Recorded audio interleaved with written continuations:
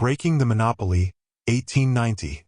In 1890, the United States Congress passed the Sherman Antitrust Act, the first federal law designed to prevent companies from monopolizing markets and destroying competition.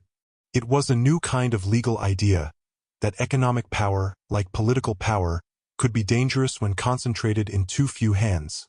By Sleep to Business Genius Business History United States, 1890. The courthouse steps and the scales of justice, symbols of the legal revolution that the Sherman Antitrust Act represented, the state asserting its authority to regulate economic power in the public interest. Let your breathing slow. And consider a question that has never been fully answered. How much power is too much? In politics, the answer is built into the constitutional structure of most modern democracies. Separation of powers, checks and balances, term limits. In economics, the answer has always been more contested. For most of human history, the question barely arose. No individual or company was capable of dominating an entire national market. The Industrial Revolution changed that. By the 1880s, the United States had produced its first genuine monopolists, men and corporations that controlled entire industries, set prices without competitive pressure, and exercised economic power that dwarfed that of many governments. The Sherman Antitrust Act was Congress's answer to the question of what to do about them. The Sherman Act established a principle that still governs competition law in most of the world, that markets require rules, that competition is a public good worth protecting by law, and that the state has both the right and the duty to break up concentrations of private power that threaten the public interest. Senator Sherman's argument.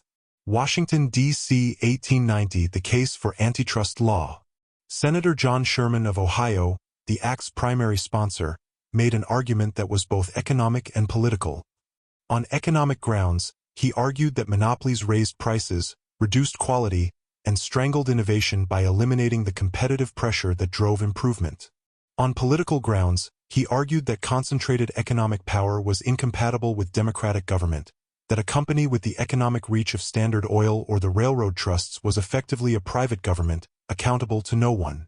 The act made two things illegal: contracts or combinations in restraint of trade, and attempts to monopolize any part of interstate commerce. The language was broad and the enforcement mechanisms were initially weak, but the principle was established. Competition was a national policy goal, and the federal government would defend it. Scales, the act in action. The Sherman Act's early enforcement was hesitant and inconsistent. It was used more often against labor unions than against corporations in its first decade.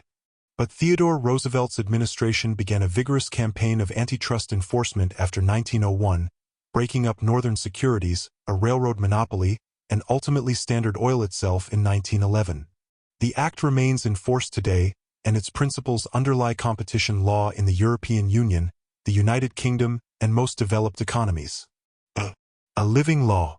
The Sherman Act is now 135 years old, and it has never stopped being relevant. The questions it first raised, how much market concentration is too much, when does a dominant company become a monopoly, what remedies are appropriate when markets fail to self-correct, are as contested today as they were in 1890. The tech giants of the 21st century, Google, Amazon, Apple, Meta, have all faced antitrust scrutiny under legal frameworks that trace directly to the act that Sherman drafted in response to Standard Oil. The fundamental insight of antitrust law, that concentrated market power harms consumers, suppresses innovation, and ultimately threatens democratic governance, is neither a conservative nor a liberal idea. It is a structural observation about how markets work, and it has survived more than a century of political change because it describes something real. One law, 1890. Still being argued about in every major economy on Earth. Tags: Sherman Antitrust Act, Monopoly, the Competition Law, Theodore Roosevelt, Business History, Standard Oil, A Corporate Power, Sleep Learning, Economic History.